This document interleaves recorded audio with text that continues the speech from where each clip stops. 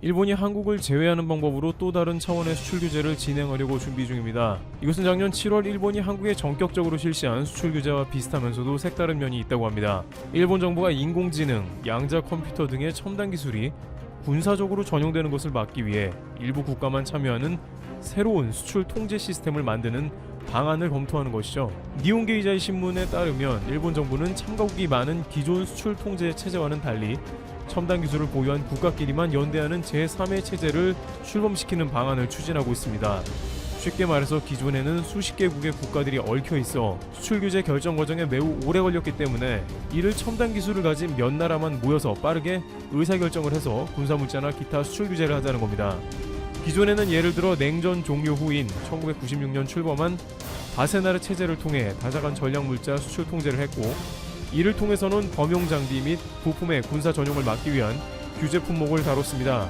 하지만 니케이는 이런 틀은 각각 수십 개국이 참가해 의사결정에 시간이 걸리는 문제가 있다면서 현안이 생길 때마다 신속하게 논의해 단기간에 규제 품목을 결정할 수 있도록 한다는 것이 일본 정부의 생각이라고 전했습니다. 일본 정부가 추진하는 새 체제에서 다룰 수출 통제 품목으로 거론되는 것은 AI, 기계학습, 양자 컴퓨터, 바이오, 극초음속 등 4개 분야가 중심입니다. 그 대상 국가로는 미국, 독일, 영국, 네덜란드 등의 새 체제를 제안해 이르면 내년 중 실현하는 것을 목표로 잡고 있다고 니케이는 전했습니다. 그런데 여기에 첨단 기술의 핵심이기도 한 반도체를 가장 많이 생산하는 한국이 제외되어 있어 그 이유와 배경에 대해서 의구심을 갖게 하고 있는 것입니다. 또한 분야별로 열거된 국가들이 최고의 기술을 보유했다고 볼 수 없는데 어떤 기준에서 이러한 국가들을 열거했으며 한국은 또 왜 제외되었나 궁금한데요. 우선 일본이 이렇게 첨단 기술을 보호하자면서 미국을 필두로 한 소수의 협력체를 만들자고 하는 것은 현재 미중 간의 첨예한 기술 갈등이 불붙었기 때문에 이것을 절호의 기회로 보고 달려들었다는 것입니다. 미중 사이의 무역전쟁이 발발한 가장 중요한 이유는 중국의 미국에 대한 지식재산권 탈취였으며, 미국은 현재 이에 대항하여 중국 5G 사업 핵심인 화웨이를 비롯해 SMIC까지 블랙리스트에 올렸습니다. SMIC는 화웨이에 공급을 안 하겠다고 약속까지 했지만 끝내 미국은 9월 24일자로 상무부에서 SMIC까지 블랙리스트에 올려 미국 회사들이 이들의 제품을 공급하려면 사전에 당국의 승인을 받아야 합니다. 이렇게 미국이 중국을 향해서 쉴 새 없는 융단 폭격을 가하면서 첨단 기술 유출을 막으려고 하는 국면이니, 일본은 이러한 맥락을 확대하여 선진국끼리 첨단 기술 복합 연합을 구성하여 자신들끼리만 기술을 공유하고 그 외의 국가들에게는 제재를 가하는 클럽을 만들자는 논의를 미국에 제의한다는 것입니다. 미국은 중국 때문에 첨단 기술 유출 방지에 관해서 어느 때보다 예민하고 중요함을 강조하는 흐름이라서 기술 첨단 공동체를 만들자는 일본의 제안이 미국을 더욱 설득할 수 있을 것이기 때문입니다. 그런데 아무리 그렇다고 하더라도 글로벌 많은 기업들, 특히 미국 기업과도 다수 파트너십을 맺은 한국을 첨단 기술 클럽에서 언급하지 않은 것은 일본이 한국을 의도적으로 제외한 게 아닌가 하는 의심이 생깁니다. 특히 이러한 클럽을 만들면서 군사정용 물질에 대한 수출을 자제해야 한다고 언급한 것은 작년에 한국의 수출 규제를 한 것과 똑같은 이유이기 때문에 한국 입장에서는 영 개운치가 않은 것입니다. 게다가 일본은 최근 비슷한 모습을 또 보였습니다. 도널드 트럼프 대통령이 G7을 G11으로 확대하여 한국을 가입시키자며 문재인 대통령에게 전화까지 했는데 일본에서 이를 결사반대하면서 무마시킨 것입니다. 그러면서 미국에는 한국은 친중국가라서 안 된다며 한국의 입성을 저지하는 데 외교 총력을 다했습니다. 최근 일본 포털 사이트를 보면 북한 관련한 기사가 나올 때 한국은 공산주의 국가로 변모하고 있으며 중국과 밀월 관계를 가지려는 레드팀에 속하고 있다는 댓글이 베스트에 선정되면서 느닷없는 한국이 사회주의 국가로 변모한다는 여론몰이를 하고 있습니다. 결국 첨단기술 연합체를 구성하며 한국을 제외할 때 중국을 거론하는 것은 미국에 통한다는 것입니다. 또한 일본에서는 한국이 가지는 반도체 최고 지위를 일본이 되찾아야 한다는 주장이 계속 나오고 있습니다. 일본 정부는 미래 산업을 위해서 첨단 반도체 사업을 일본으로 끌어와야 한다고 주장하는 상황입니다. 그렇지만 일본이 예상한 대로 전 세계의 기업들이 일본 의도대로 움직일지는 지켜봐야 합니다.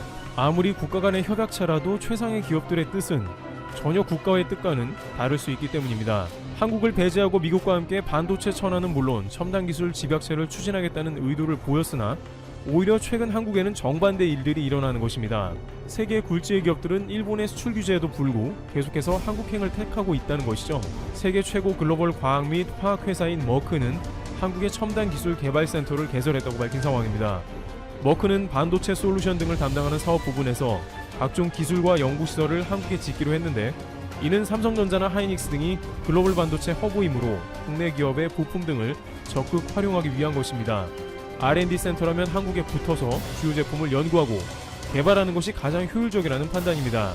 머크는 또한 바이오 화학 기술 분야도 연구 중인데 이미 한국에 한국생명과학본부 연구소를 설립했습니다. 생명과학 분야를 연구하는 데 있어서 기능성 소재 부분과 기타 기술들을 한국과 협의하기 용이하다는 것입니다. 독일 최고 기업이 이미 한국과 다양하게 협력하면서 그들의 주요 연구기관을 한국에 세우고 있습니다. 그런데 일본은 독일까지 묶어서 첨단 기술을 자기들끼리만 공유하자는 극소수 그룹을 만들자는 주장을 하는 것입니다. 물론 일본을 비롯해서 소수의 국가들이 가진 기술이 존재할 수는 있습니다만, 이와 같이 다양한 기술을 가진 다국적 기업들이 공존하며 서로 협력하는 시대에 배타적으로 따돌림을 하며 소수끼리 뭉치자는 것은 앞선 미래 시대에서 더욱더 자신들을 고립시킨다는 것이죠. 또한 독일은 물론이고 미국은 더 많은 회사가 있습니다. 세계 3위 반도체 장비업체 램 리서치는 경기도에 연구센터를 설립하려고 건축을 시작한 상황입니다. 램 리서치는 매출의 25%가 이미 한국에서 나오고 있으며 삼성과 하이닉스도 가까이에 있는 한국에 R&D를 설립하지 않을 이유가 없다는 것이며 글로벌 반도체 클러스터에 자신들도 포함이 되겠다는 것입니다. 또한 미국의 듀폰사는 일본이 수출 규제로 막아버린 포토레지스트 생산 공장을 한국에 짓기로 했습니다. 해당 물량은 일본에서 가장 많이 수입해 왔는데 일본이 막아버리자 미국 회사가 한국에 온 것입니다. 한국의 포토레지스트는 90%가 일본에서 수입돼 왔는데 듀폰은 그야말로 기회를 놓치지 않고 한국행을 택해 삼성과 하이닉스의 다이렉트로 물건을 듀폰 한국 공장을 통해 공급하겠다며 미국 기업이 일본을 배제하자는 상황입니다. 한국은 이에 화답했습니다. 한국의 산업자원통상부는 미국의 듀폰 사장단과 면담을 하면서 일본 회사에서 공급받는 포토레지스트를 상당 부분 미국 듀폰사에 조달하겠다는 협의를 하고 개발하기로 한 것입니다. 물론 일본이 이야기하는 양자 컴퓨터나 AI 등의 분야가 완벽하게 한국의 첨단 기술 분야와 일치하지는 않으나 한국의 반도체 공급과 적절한 협의 없이는 결국에는 무의미한 시도가 아니겠냐는 것입니다. 일본의 이러한 배타적 시도는 일본을 경계하게 되며 한국이 오히려 일본을 배제하고 다른 공급처를 찾게 되어 반도체와 첨단 산업 생태계에서 앞선 미국 듀폰사 사례같이 점점 도태되어 갈 것이라는 전망입니다. 그러나 일본은 어차피 한국에는 반도체를 조금만 받고 있으며 마침 미국이 처음으로 국가 보조금을 주는 것에 주목합니다. 미국은 중국이 반도체에 돈을 쏟아붓자 제재를 하는 것에서 끝나지 않고 맞불을 놓습니다. 지금까지 미국은 중국이 자국 기업에 보조금을 주어 기업들을 키우고 다른 기업을 퇴출하는 정책을 쓰자 공정하지 않은 처사라고 줄곧 중국을 비판해왔는데 이제는 미국도 자국 반도체 기업에 보조금을 주려 합니다. 니케이에 따르면 미 의회는 자국 반도체 기업을 활성화시키는 명목 등으로 약 30조 원에 지원하는 방안을 승인했습니다.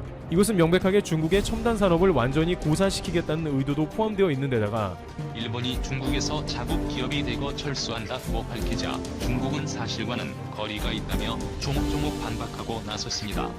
시작은 일본입니다. 중국과 일본의 자존심을 건 신경전이 팽팽하게 됩니다.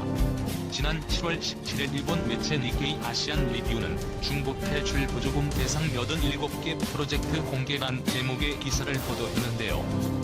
일본 경제산업성 이 중국에서 동남아시아 또는 일본으로 이전하기 위해 보조금을 지원하는 일본 기업 1차 리스트를 공개한 겁니다. 87개 기업 또는 그룹은 중국에 대한 의존도를 줄이고 탄력적인 공급망을 구축하기 위해 생산 라인을 이전하는데 정부로부터 총체 100억 원을 받게 된다고 밝혔습니다. 또 최근 일본 언론은 1,700개 이상의 일본 기업이 중국을 떠나기 위해 보조금을 신청했다고 보도했습니다. 일본 기업의 이런 선택은 미중 갈등의 불똥이 될 수도 있기 때문입니다. 중국에 있다는 이유만으로 미국의 규제를 받을 가능성이 있어 이를 미리 피하기 위한 조치로 해석됩니다.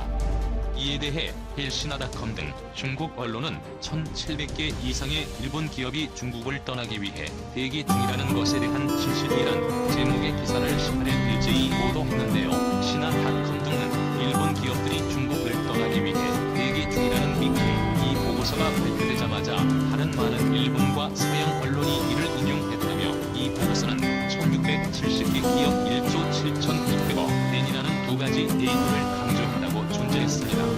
그러면서 베이징의 준 130배 이소가 일본 해외 미역기구 설문조사 결과를 담은 중국 경제 및 일본 기업 2020 백서에 따르면 중국에 있는 일본 기업의 90% 이상이 사업 확장을 계획하고 있는 것으로 나타났다고 밝혔습니다. 이들 중국 매체는 이어 중국 내 일본 기업은 모두 3만 5천여 개로 1,700개라는 숫자는 극히 미미한 수준이라며 일반적으로 5에서 10% 정도의 기업이 경영 환경에 따라 사업 전략을 조정하거나 중국 시장에서 철수하는 건 정상이라고 전했습니다. 일본은 중국에서 자국 기업 대부분이 도로를 철수하는 것처럼 밝혔지만 실상은 그렇지 않다는 주장입니다. 중국 언론은 2차 보조금을 신청한 일본 기업의 숫자도 불분명하다고 지적했습니다. 또 처음 승인된 87개 회사도 주로 중소기업이며 노동집약적 생산업체라고도 했습니다. 그러면서 일본 기업의 주력인 자동차 제조 금융 및 상업기업은 보조금 신청 리스트에 포함되지 않았다고 강조했습니다. 대세에 지장이 없는 작은 회사들만치 물살 뿐이지 묵직묵직한 일본 기업은 중국을 떨어지지 않는다고 강조한 거죠. 이처럼 중국은 일본 기업 철수가 대수로운 일은 아니라고 하지만 현실은 좀 다릅니다. 올림푸스, 미쓰비시 중공업, 도시바 등의 공장이 이미 중국을 떠났고 니콘, 소니 등도 생산기지를 철수할 예정인 것으로 알려졌습니다. 과연 중국을 탈출하는 일본 기업의 규모는 얼마나 될까요? 일본 주장처럼 엑소더스 수준일까요? 중국 주장처럼 일본이 침소봉대하는 걸까요? 당분간 양국의 신경전은 계속될 것 같습니다.